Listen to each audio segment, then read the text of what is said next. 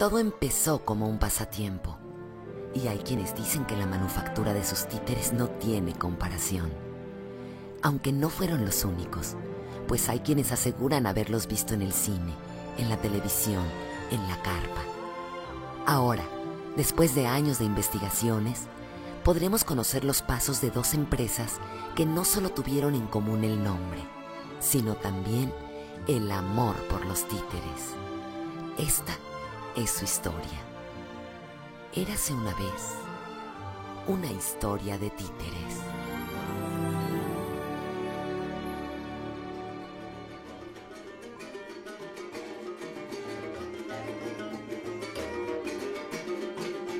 Títere, titiritero, con retablo y con pandero, trapo, madera y cartón. Suelta la imaginación para así andar los caminos que nos dicten ya los hilos, fruto de la imaginación.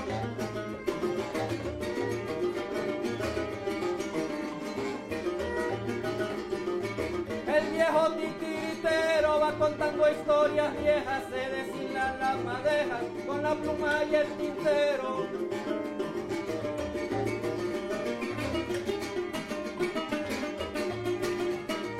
Con la materia más simple puede generar el arte, con la que puede llevarte de nubes hasta inframundos, andando de trotamundo, con su teatro itinerante. Bueno, la tradición del teatro de títeres en México se remonta en realidad desde la época precolombina, con estos antecedentes de figuras articuladas que tenemos en el caso de Tlaxcala. Hay figuras que datan del 750 a 900 después de Cristo. Figuras articuladas utilizadas en ceremonias religiosas que, de acuerdo al concepto que hoy se tiene de títere, que títere es cualquier objeto o figura susceptible de poderse manipular. Sin embargo, hay una estela en Bilbao, en Guatemala, una estela maya, en donde hay un personaje que está moviendo un títere de guante. Clarísimo, clarísimo. Pero es todo la evidencia que se tiene en ese sentido, ¿no? Bernal Díaz del Castillo habla en la verdadera historia de la conquista de la Nueva España que con Hernán Cortés venían dos titiriteros y hasta da los nombres, que venían para eso, para la catequización. Después de eso no se sabe nada de los títeres, hasta los juicios contra algunos titiriteros por parte de la Inquisición. Y sabemos que existieron. En México este es el antecedente documentado más importante que se tiene en la época precolombina, y el segundo movimiento más importante que se registra ya en el estado de Tlaxcala y en el país en general es ya hacia 1835, cuando la Compañía Nacional de Autómatas Hermanos Rosete Aranda ya retoma un gran auge. Surge de una manera, como yo decía, de una manera completamente espontánea, como la comedia del arte italiana en el siglo XVI surge de las plazas públicas, de los trabajadores migrantes, de los migrantes bergamascos en la ciudad rica.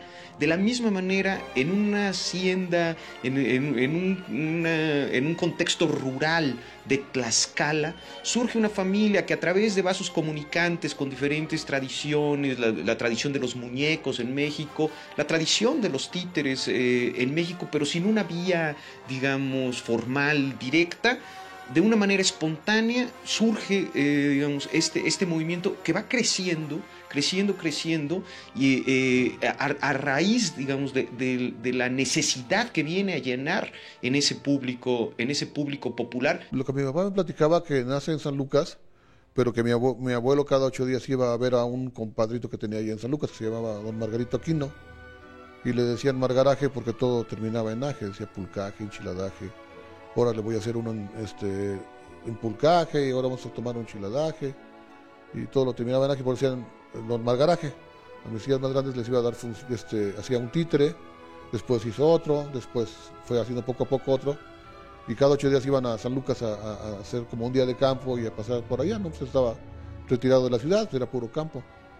Entonces ya cuando don Margarito Aquino, cuando ya llevaba pues, muchos títeres, no sé, yo pienso que como 100, pues le dijo porque yo no se dedicaba mejor a hacer una carpa y a poner títeres. Este fue el que le dio la idea, comenzó a dar funciones en Huamantla. Esta compañía funcionó primero en una carpa que tenía la capacidad para albergar 300 gentes promedio, carpa que en poco tiempo resultó insuficiente y los obliga a llegar a los teatros. Pero los títeres eran manufacturados a mano. En Huamantla, mucho tiempo, la gente que tocaba el piano o los santeros que tallaban la madera eran llamados a la compañía para poder realizar las tallas para los títeres. Y ellos hacían sus efectos especiales rompiendo botellas, quemando pólvora, amarrando hilos, ¿no? Era un trabajo y un ingenio muy importante. Estos 4 hermanos, Felipe, Tomás, Adrián y Leandro, también eran lauderos, construían sus propios instrumentos y también elaboraban sus propias partituras, al igual que sus textos. Ellos son propietarios de su propia imprenta, donde imprimen los guiones, donde imprimen los boletos. Ellos dan forma también a una orquesta propia, una orquesta típica que le llamaban, y que servía naturalmente para amenizar estas funciones de los Rosete Aranda. Así que una vez que llegan a la capital de la República, pues ahí llegan a ser prácticamente, en ese tiempo que obviamente no existía la radio ni la televisión, llegan con muy buena suerte, yo diría. Fue tan grande el espectáculo que todo el año viajaban, llegaban nada más a Huamantla una vez al año para estar unos pocos días, 4 o 5 días en Huamantla, y volvían a viajar, y quien iba muriendo en el camino se iba quedando, como fue con mi abuelo, ¿no? Pues mi abuelo quedó sepultado en San Pedro de las Colonias, Coahuila. Ahí está, y cuando murió, pues Francisco I. Madero le mandó 2 coronas a su sepelio, quien después sería presidente de la República. Y muchos personajes de la historia de presidentes de México, como Benito Juárez, Porfirio Díaz, el mismo Francisco I. Madero, pues vieron su espectáculo en funciones privadas en el castillo de Chapultepec.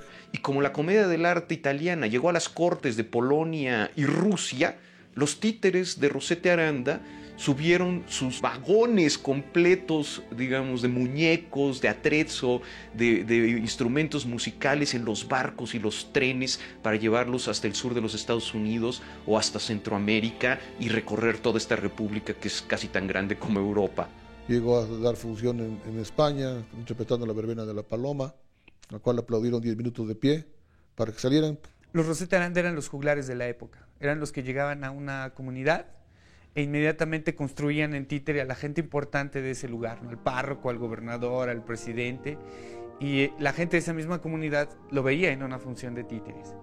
Eso causaba un impacto importante, eran los juglares de la época. Mi abuelo tenía la habilidad de que con una maderita, si le gustaba una cara de algún personaje con el que estaba platicando, pues lo esculpía y lo terminaba en su casa. Muchos de los títeres que actualmente andan por todo el mundo son personajes que existieron en la vida real, que él esculpió. Don Leandro Rosete Aranda le da forma a la compañía, con sus familiares, pues logra conjuntar un buen número de artistas, de manipuladores, y se mantiene, repito, en parte de la primera mitad del siglo XX se mantiene esta compañía, y posteriormente, ya en manos de una segunda generación, podríamos decir, de don Francisco Rosete Aranda, pues llevan a cabo funciones que realizan hasta los años 40. En esta foto estamos toda la familia, que éramos mis papás y mis 7 hermanos. Iraís, Francisco, Rolando, Rodrigo, María Elena, Armando y Priscila. Mi papá, pues al principio se dedicó a los títeres cuando murió su padre. Él tenía 9 años, pero estuvo internado. Ya cuando creció, se hizo cargo de su mamá y de sus hermanas, y se dedicó un poco a los títeres hasta el año del 42. Recuerdo que mi papá nos llegaba a enseñar todos los títeres que existían en una bodega, y no nos dejaba tocarlos, nomás los veíamos. Estaban los títeres llenos en las vigas, en las mesas, en baúles. Eran 5.109 títeres, y a veces algunas veces nos llegaba a mover a su títere favorito, que era el Mr. Bells.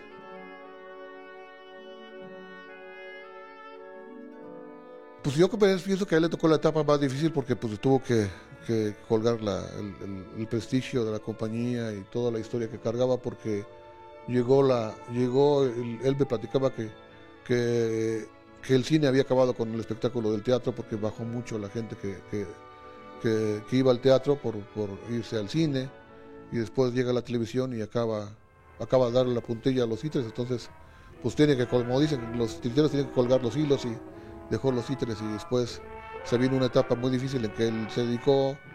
Fue farmacéutico, o sea, tenía una botica, como antiguamente le llamaban boticas, y él preparaba pomadas, jarabes, remedios para que antes no había las farmacias de patente, ¿verdad?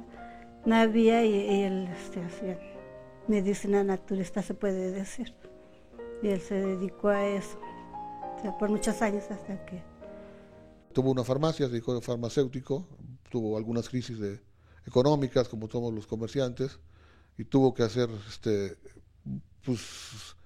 tuvo que haber vendido los títeres para poder que subsistiéramos sus hijos, ¿no? Porque pues no había dinero la casa estaba cayendo, tenía problemas económicos y operaciones de imprevistas de mi mamá, y eso no había dinero, tuvo que vender los títeres. Sí, alguna de las razones también que se dice porque dejó los títeres, porque mi mamá pues era una rica hacendada, mi abuelo tenía 2 haciendas, tenía pues cerca de 1000 hectáreas. No le gustaban los títeres. Pero a Panchito le fascinaba. Claro, era su vida, de él y de sus antepasados. Y entonces mi mamá dijo, no, pues yo no quiero andar de carpera, yo no voy a andar en las carpas. Entonces por eso también, pues como que Inés por ese lado no le iba a apoyar, no iba a andar con él, y ella iba a estar acá radicada en Huamanta, y él iba a andar viajando. Entonces por eso también tuvo que dejar los títeres y agarrar una farmacia que era de su cuñado. Pues bastante triste, o sea, él sí, porque fue su vida, su pasión, fueron los títeres, pero pues yo creo también el amor a mi mamá fue muy grande. O sea, ellos tardaron más de 50 años casados, como 55, y parecían novios, o sea, ya los dos viejitos, pero siempre juntos a todos lados, y mi vida y mi amor, y siempre como novios andaban.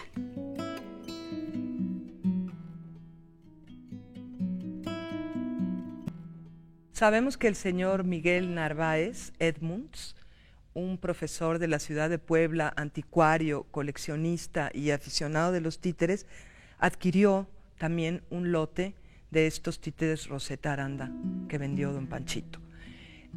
Nos entrevistamos con él en algunas ocasiones, nos compartió varias de sus experiencias con don Panchito, sin embargo no fue posible concretar la documentación de su colección.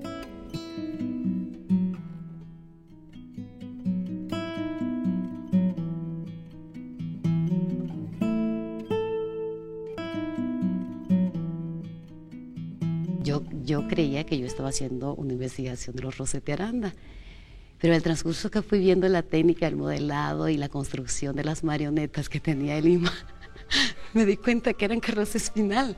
Y yo tenía aprobado un proyecto Rosetta Aranda. Entonces dije, aquí hay que reestructurar nuevamente el proyecto, porque me estoy encontrando con 2 grandes empresas, 2 momentos diferentes, y en la cuestión de las empresas tuvieron su tiempo y su momento y su historia cada una. Era principio de siglo, estaba próximo el centenario. Retomó muchos números de los Rosetta Aranda, cuadros costumbristas de los Rosetta Aranda, entre ellos el famosísimo Vale Coyote. Entonces nos dimos a la tarea de hacer un análisis y una búsqueda de la historia, porque la historia de las 2 empresas no está documentada, no está hecha propiamente dicha. Los títeres suscitan una gran pasión en toda la gente. Eso es algo que uno se da cuenta en el proceso. Todo mundo siente una enorme simpatía, para todo mundo son entrañables. Por eso me resulta muy importante decir las cosas que se hicieron antes, porque sí se han hecho muchas. como Rafael Coronel, que le dedica una parte de su muy importante museo a los títeres, ¿no? Sin embargo, como que no había... ¿Dónde? Había una tesis por allá, un libro publicado que se agotó por allá, no un catálogo que dé cuenta, si no exhaustiva, pero de todos los que hay. Entonces dijimos, bueno, aquí empezamos por el Limba, pero esto de Rosetta Aranda va mucho más allá del Limba. Entonces fue que se decidió ir a Zacatecas, ir a Tlaxcala, incorporar, ¿no? Con el fin de tener un catálogo de ese patrimonio que es del país y en el que mucha gente ha intervenido y que hay muchos coleccionistas. Hay más coleccionistas de los que están en el catálogo, por supuesto, pero ya era imposible abarcarlo, ¿no? Fue como armar un rompecabezas, porque todas las partes estaban por todos lados. O sea, la historia estaba en Tlaxcala, la historia estaba, como te he dicho anteriormente, en Colima, estaba en Zacatecas, estaba en Puebla y en el Distrito Federal y en los archivos. Y entonces había que hacer un proceso de recopilación y de veracidad en los datos que muchas veces no se encuentran en una investigación propiamente dicha. Don Leandro le autorizó a mi abuelo que utilizara el nombre. Entonces él ponía empresa Teatro Carpa Rosete Aranda o Teatro Carpa Rosete Aranda, empresa Carlos B. Espinal e hijos. Siempre fue así, esa fue la razón social. Y hasta el 43, me parece, ya hubo un documento en el que primero hay una sanción por haber utilizado el nombre, dio una determinada cantidad, no sé cuánto.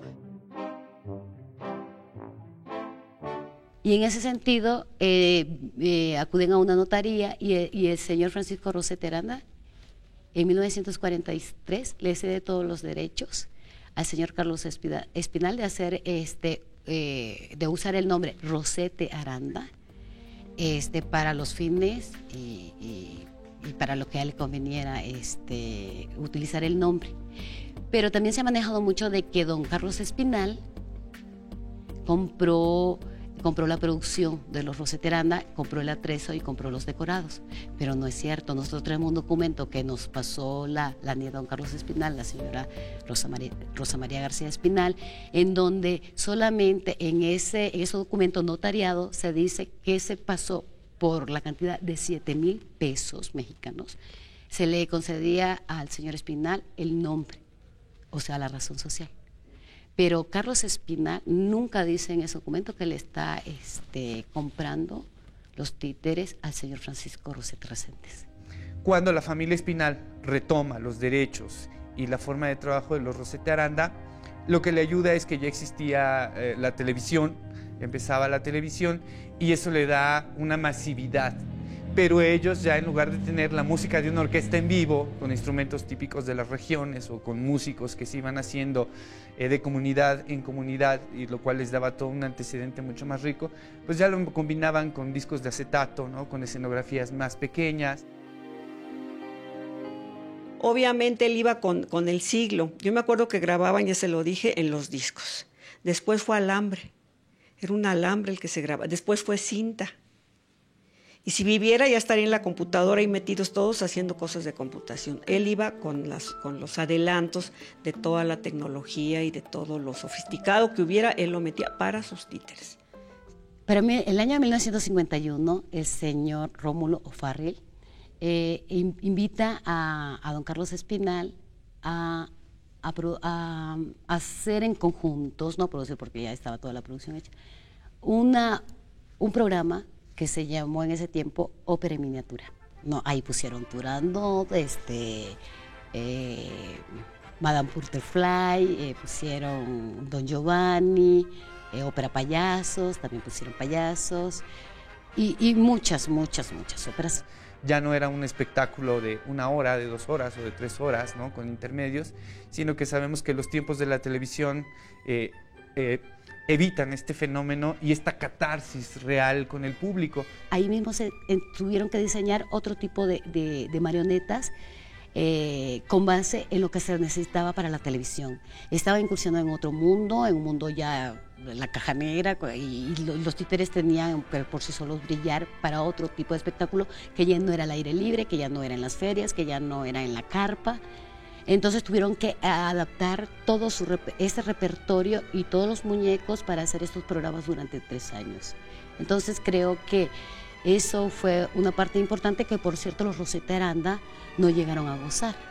Y los invitaron, por ejemplo, hay participación de los títeres de don Carlos Espinal en la película de Macario, El niño perdido, donde aparece Tintán, en Los Tres Alegres Compadres y en otra que ahorita pues, no me acuerdo, pero sí incursionaron en el cine y la verdad que les fue muy bien.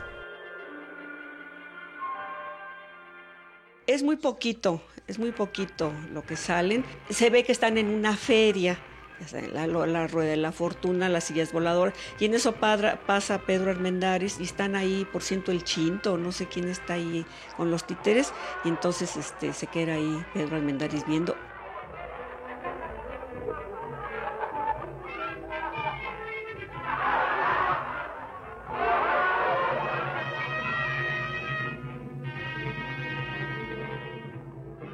Estando en la televisión, en 1952 fallece mi abuelito.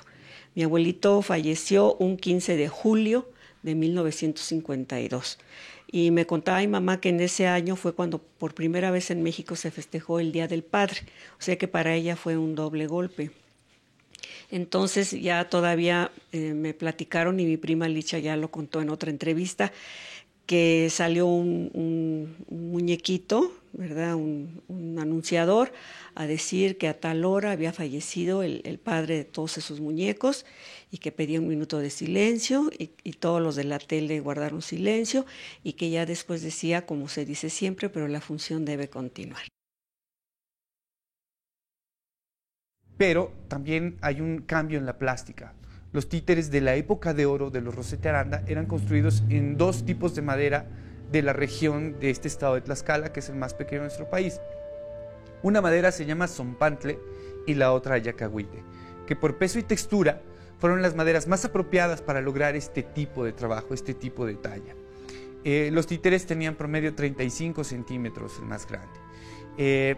En la segunda época, como lo podríamos llamar, en la familia Espinal, los títeres eran mucho más grandes, ¿no? Y ya eran más caricaturizados, es decir, ya la frente era más grande, los ojos más pequeños, la nariz más pronunciada o roja, ¿no? Sin pelo, los oídos más grandes, vestidos entre más colores, ¿no? Tenían mayor colorido. ¿Por qué? Porque las temáticas eran otras. Ya empezaban a tener entonces los títeres una tendencia comercial, porque ya habían dejado de lado esta visión que tuvieron los Rosete Aranda de ser básicamente títeres contestatarios. Cuando ya mi abuelito murió, todavía mi tío Carlos siguió trabajando con sus hermanos. Debe haber habido conflictos, debe haber habido diferencias de opiniones, trabajaron mucho, pero yo creo que estaban cansados. Y se fueron separando y se quedó mi tío Carlos solo. Se quedó solo, después ya los muñecos almacenados. Probablemente le pasó lo que a mí me pasó últimamente con los muñecos que yo tenía, que qué hago con esto. Y empezaron a desaparecerse figuras que él ya ni se daba cuenta. Me dicen que aparecían unos en la Lagunilla, que iba un joven a venderlos, que sí, que de ahí siguieron al muchacho hasta acá, esta Tita Lizalde, que fue como los localizaron. No me consta nada de esto, pero todo está prescrito. Entonces hubo ya contacto con la señora Tita Lizalde y ahí fue quien ya se dio la venta. ¿Cuándo exactamente? Me parece que fue en el 1978. ¿Cuánto dieron? No sé. Si mi tío les dio dinero a sus 4 hermanos, a sus 3 hermanos, no lo sé tampoco. ¿Cuánto? No lo sé. Pero fue como fueron a dar a Bellas Artes. Toda esa cero. Se compraron en la década de los 70s. Como decía, cuando José Solés, coordinador nacional de teatro, y Tita Lizalde está a cargo de teatro infantil, de los programas de títeres, ella le parece muy importante que esa colección no debe dejarse al azar, que el INBA la debe adquirir. ¿Por qué el INBA? Yo creo que eso es también importante pensar, porque es un poco la tradición mexicana del teatro de títeres, ¿no? Y si no los orígenes, sí, la tradición. Y el INBA es un poco también responsable de salvaguardar las tradiciones artísticas. Entonces, la compra se hace en el 78. un primer lote de marionetas se lleva al ENCRIM y se restauran alrededor de unas 70 marionetas. El maestro ese se las fue pasando poco a poco al señor Sergio Arturo Montero para que sus alumnos de este seminario de pintura pudieran hacer la labor, ¿no? Entonces, para el año de 1983 se comienza a restaurar las marionetas. Después que fueron restauradas, ya para entonces, para 1982, el maestro José Solé arma el proyecto de la carpa del Titiriglobo, que se encontraba detrás del Auditorio Nacional. Se dan funciones, se invita a Enrique Alonso hace unas funciones un poco arqueológicas, ¿no? Tratando de buscar el sabor, recuperando la técnica que se usaba en esos tiempos, los libretos, y en el Titiriglobo se dieron varias funciones con los verdaderos títeres que el INBA había comprado. Y eso estuvo funcionando y fue muy exitoso. Y entonces estuvieron trabajando desde 1982-83 hasta 1984, que ya quitaron y desaparecieron el Titiriglobo. Digamos que el momento trágico es el temblor, porque los títeres estaban guardados en lo que era el Centro de Teatro Infantil de Bellas Artes, y ese Centro de Teatro Infantil de Bellas Artes estaba en la colonia Juárez. Y con el temblor, el edificio se colapsó, con los títeres adentro. Pero es una maravilla de nuevo la historia. Salió la gente a rescatar los títeres, el maestro Solé, Saúl Juárez, la misma Tita Lizalde. Se armaron cuadrillas de esos títeres, hay que sacarlos de los escombros, no los vamos a dejar ahí el patrimonio. Entonces se rescataron y se sacaron. Se perdió ahí sí mucha documentación histórica, papeles, ahí sí se perdió mucha documentación, pero los títeres en su gran mayoría se consiguieron rescatar. Y ahí tuvieron una historia accidentada porque no han tenido un sitio de resguardo definitivo y bueno, ¿no? Estuvieron una época en el Auditorio Nacional, cuando el auditorio también era parte más cercana del INBA de lo que es ahora. Estuvieron después en las bodegas del INBA de Ticomán, han estado en distintos lugares. Ya después, para 1996, se vuelve a mandar otro lote a la Escuela también de Conservación y Restauración de las Marionetas, y se vuelven a restaurar otro lote de marionetas. Ya en el 2007, cuando llega la licenciada Marisa Jiménez Cacho al INBA, se encuentra que pues hay un lote de marionetas que no se ha restaurado. Entonces hace de nuevo otro convenio con el ENCRIM otra vez para que se restauren las 317 marionetas restantes. Sobre todo por esta cuestión de darle vitalidad y de vincularlo a la gente, por cuestiones presupuestales también, era muy benéfico el convenio con el INA. ¿Por qué? Porque el INA tiene una escuela de restauración con estudiantes que necesitan ejercer la práctica. La escuela de restauración del INA tiene unas instalaciones muy buenas. En cuanto se les propuso, lo recibieron con muy buena voluntad, y además se podía mandar un lote grande, no nos íbamos a ir de uno en uno. Aquí sí se mandaron 317 de golpe, ¿no? El estado era bastante deplorable, porque estaban sumamente sucios, y la ropa en general muy sucia, con roturas, algunas que se pudieron restaurar, otras que hubo que eliminar completamente el vestuario porque no había manera de restaurarlo, eran ya tiras, ¿no? Y además podridas, ¿no? Este en particular estaba muy deteriorado. Había estado expuesto a un ambiente demasiado húmedo, y todo lo que es la vestimenta estaba, además de que estaba podrido y tenía faltantes, tenía problemas de ataques de hongos. Entonces fue imposible rescatar esta indumentaria. Sin embargo, teníamos la referencia de que era una monja y que tenía su cabeza cubierta. Y entonces nos encontramos con que la ropa estaba fijada con tachuelas tachuelas que a la larga produjeron daños a la tela, porque se oxidaron las tachuelas y pues maltrataron la tela, aparte de los agujeros que les van proporcionando, ¿no? Entonces, en muchos casos también tenían faltantes. Había varios miembros perdidos, entonces se tallaron las piernas para reponerlas. Se les repusieron los cinturones, que en la mayoría de los casos estaban rotos o perdidos. Luego tenemos el problema de la policromía, sobre todo de las caras. Hay muchos tipos de policromía en los títeres, ¿sí? Los más antiguos es una policromía, podríamos decir, pobre, ¿sí? En cuanto al tipo de material que se utilizó.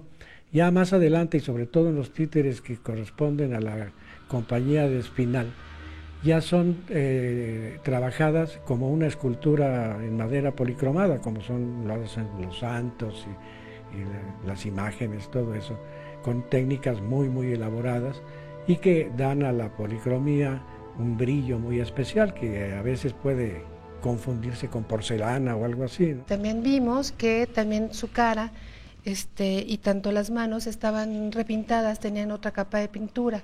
Entonces, al momento de que se eliminó esa pintura, descubrimos esta policromía donde se ve que este hombre se le ve lo azulado propio de la barba, ¿no? También lo largo de las patillas.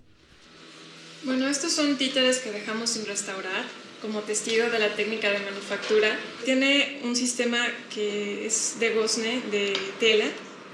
En las caderas tiene otro sistema de cordón para que pueda mover las piernas. Los brazos son de algodón y tiene una costura para que pueda hacer este movimiento. También la cabeza está despegada para que pueda hacer giro. Y en este caso estamos hablando de títeres. Entonces tenemos que restaurar el títere para que vuelva a funcionar, ¿sí? No solamente el aspecto. Los títeres se van al Centro Nacional de Conservación y Registro del Patrimonio Artístico Mueble, mejor conocido como Cencropam, que es un edificio muy bonito en la calle San Ildefonso, en el centro. En este centro, físicamente donde están ustedes en este momento de visita, tenemos 11 talleres que se ocupan tanto de la conservación como de la restauración. Físicamente nos encontramos en la instalación de la bodega, dado que el interés específico es sobre la colección del Departamento de Teatro de Limba, sobre los títeres, que en su caso esa colección abarca otras modalidades de esa parte teatral, como pueden ser los guiñoles o las marionetas. Y en el específico caso de lo que están trabajando son títeres que tienen una manufactura que ya les da una connotación mayor debido a su calidad estética. La pieza debe de estar de alguna manera embolsada a sello que permita con bolsas antiácidas que no se reproduzcan estos materiales y al mismo tiempo que estén en un ambiente estable, que no tenga movimientos de humedad ni movimientos de temperatura y que tengan de alguna forma el equipo suficiente, como son nuestras lámparas negras, para captar cualquier bichito volátil que puede crear un daño a la larga o a la corta. Conservarlo implica el tener realmente la conciencia, como seres humanos, de la factura que somos capaces de hacer en una variedad de objetos de distinto orden, que fueron producidos como arte o fueron producidos como objetos, pero que de alguna manera van dando cuenta de la capacidad humana para hacer arte. Creo que es la primera vez que todos los títeres y las dos empresas y toda la producción titeril de los hermanos Rossetti Aranda y el señor Carlos Espinal, de la empresa Carlos Espinal e Hijos, van a estar juntos por primera vez. Se juntaron en el camino cuando anduvieron dando funciones, se guardaron sus títeres, las marionetas dejaron de trabajar, de funcionar. Y creo que es la primera vez a nivel de imagen en donde más de 4.000 fotografías van a estar juntas en un proyecto.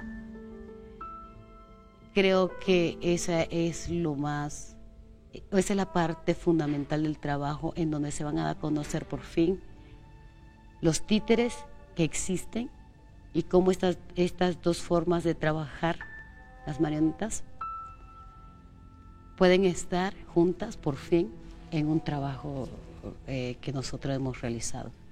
Y estos catálogos digitales lo van a mostrar así. Va a haber un catálogo de Espinal y un catálogo de Rossetti.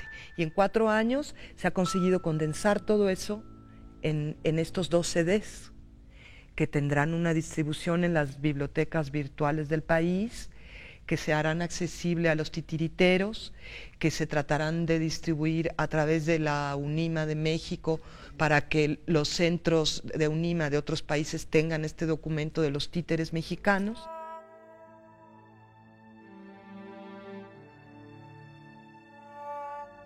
Después de la familia Espinal hay un rompimiento en el teatro de títeres. Nos empiezan a generar grupos titiriteros, y los pocos titiriteros que había, como son censuradas las carpas y son sacadas de los centros de la ciudad y ya no pueden participar en las ferias comunitarias ni en las verbenas, pues empieza a diluir este gran oficio que fue transmitido de generación en generación, se empieza a perder, y entonces se empiezan a convertir como en merolicos, un poco en payasos, un poco en magos, pero empieza a restarle un poco este fenómeno teatral, ¿no? Y sin embargo, esta gran experiencia y este gran aporte y esta gran magia de los Rossetti Aranda, pues se pudo tener en un principio de generación en generación por conocimiento, y posteriormente hacia el año del 91, hace 16 años, que se funda el Museo Nacional del Títere. El museo consta de 8 salas. De esas 8 salas, 3 están dedicadas íntegramente a los títeres, lo que tenemos nosotros de los títeres Rossetti Aranda. De esas 8 salas, la primera está dedicada a Asia, la segunda sala está dedicada a Europa, la tercera sala está dedicada a unas figuras prehispánicas, precolombinas, podríamos decir, que tenemos nosotros con la particularidad de que estas figuras que han sido encontradas en la zona arqueológica de Xochitecal y de Cacastla, pues están articuladas. Esta es la sala 3. De la sala 4 a la 6, o sea, salas 4, 5 y 6, están dedicadas íntegramente a los títeres Rossetti Aranda. Tenemos otra sala donde mostramos parte ya de otra época, hablando de los títeres y del teatro de títeres, una época contemporánea en la que ya interviene, por ejemplo, Ramírez Alvarado, Don Ferruco y otras personas que hicieron época, entre ellos desde luego la familia Cueto, que hicieron época también en el teatro de títeres. Este es un espacio para todos los títeres y es un espacio de todos los titiriteros. Este es otro gran aporte de los Rossetti Aranda, hablando de los 4 hermanos y hablando de la familia Espinal, por supuesto.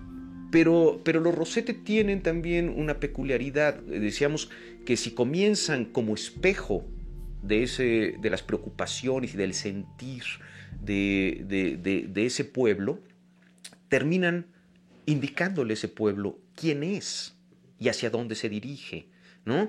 Y ahí, digamos, de alguna manera, los títeres de Rossetti Aranda recuperan o están marcados, digamos, por una tradición muy mexicana, colonizada, que es la tradición evangélica. Y de alguna manera los títeres comienzan a volverse también un poquito un asunto didáctico, ¿no? Si antes reflejan el sentir del pueblo, ahora empiezan a decirle al pueblo cómo sentir.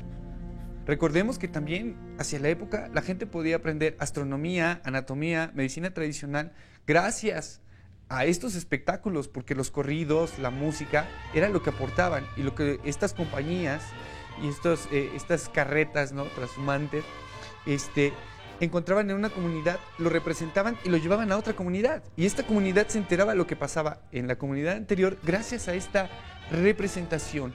Entre el acervo de la Rosete Aranda, pues había personajes que tuvieron que ver con nuestra historia, naturalmente. Ellos tenían lo mismo a Morelos que al padre Hidalgo, que a don Porfirio Díaz, etc. Pero bueno, eso fue en su tiempo. En ese tiempo manejaron todo esto y actualmente pues las piezas son piezas de museo, piezas muy apreciadas, piezas muy estimadas. Yo diría que viene a ser el patrimonio artístico, pues ya no solamente de Huamantla ni de Tlaxcala, sino de México, dentro de su género. En el contexto del bicentenario que estamos a punto de celebrar, yo creo que la investigación de los títeres de Rosete, de la tradición de los títeres de Rosete Aranda, reviste una importancia particular. En primer lugar, porque así como el repertorio de los Rosete Aranda incorporó todas las diversiones populares, también incorporó a los personajes y a los acontecimientos políticos que determinaron la identidad de este país, de esta gente. Y así hay títeres de don Porfirio que se representaron frente a don Porfirio, ¿no? Y hay desfiles militares, y hay, como decía yo, todo el germen nacional, de la cultura nacionalista a través de sus personajes y los grandes acontecimientos representados en las pequeñas figuras de madera. Y a mí lo que me resulta atractivo en ese sentido es en que podamos entender también la historia de México no como la historia de los grandes acontecimientos, sino, como decía Rodolfo Usigli, a través de la huella que esos acontecimientos dejaron en el ser de una nación. Cómo los asimiló la gente.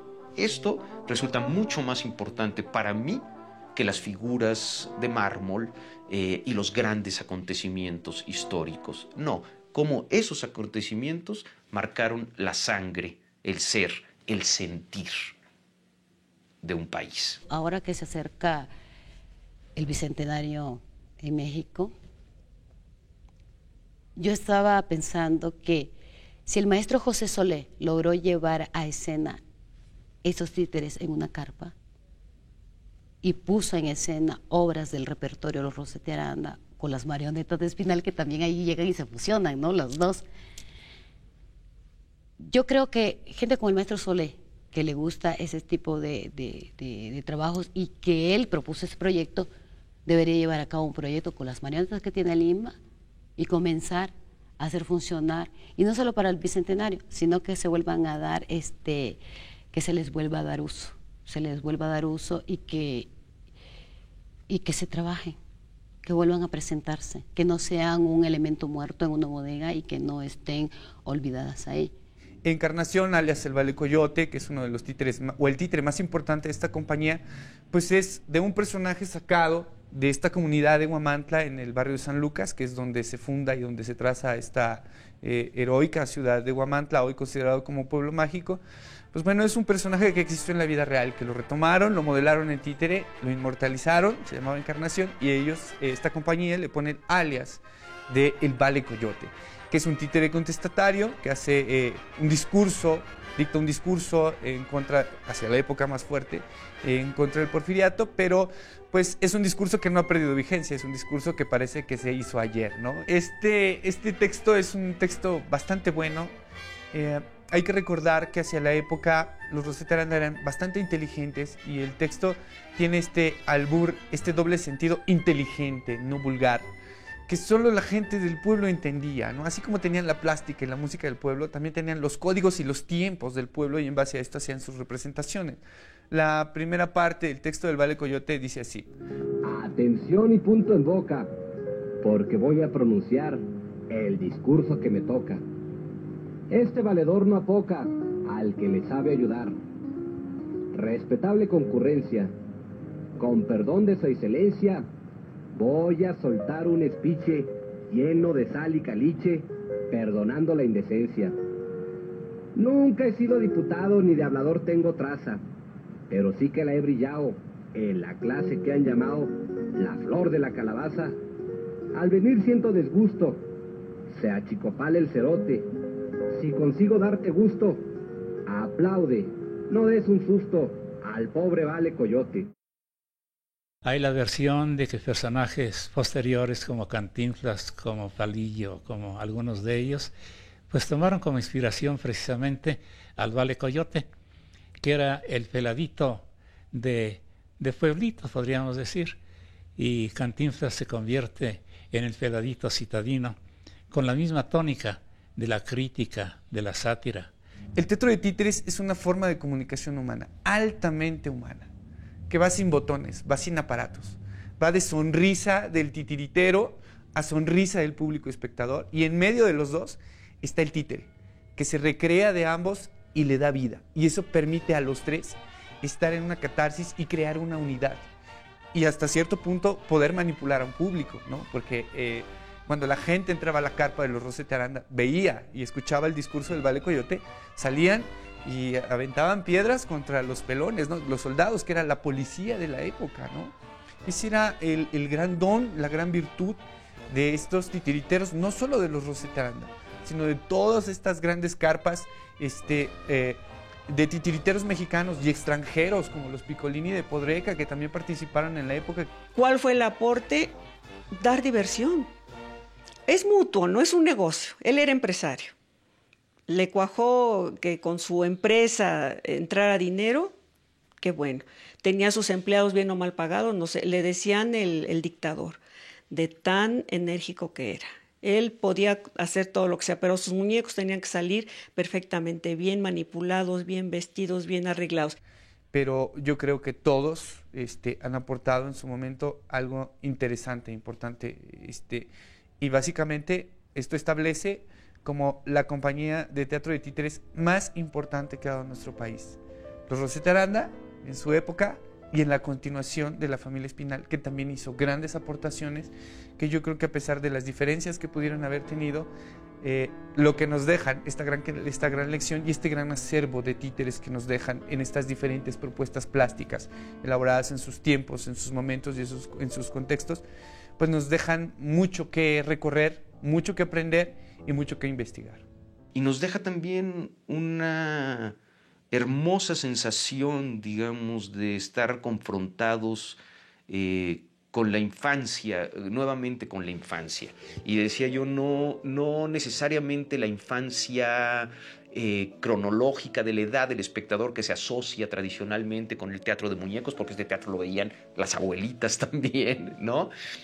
Sino la infancia del teatro, este teatro que surge de sí mismo, de una necesidad de comunicar, que no surge de las escuelas, que no surge de los grandes conceptos, sino como una necesidad esencial de comunicación del ser humano, como una infancia del teatro, decía yo, que refleja también la infancia, la infancia del país, ¿no? Y en ese sentido es un territorio permanente de la imaginación y también de la nostalgia.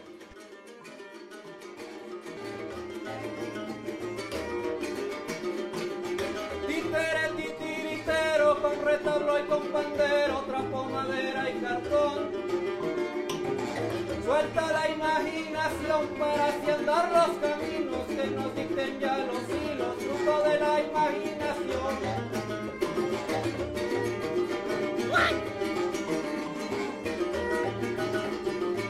El viejo titiritero va contando historias viejas, se deshilan las madejas con la pluma y el tintero.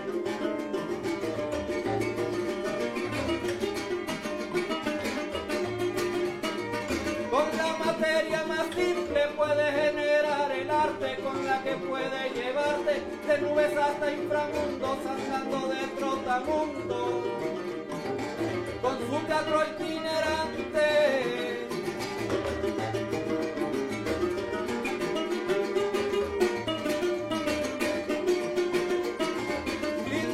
Titiritero, tu fantasía trae alegría y un gran dolor porque dependes del creador, del gran instinto tirano que lo tienes en la mano como poeta sabedor.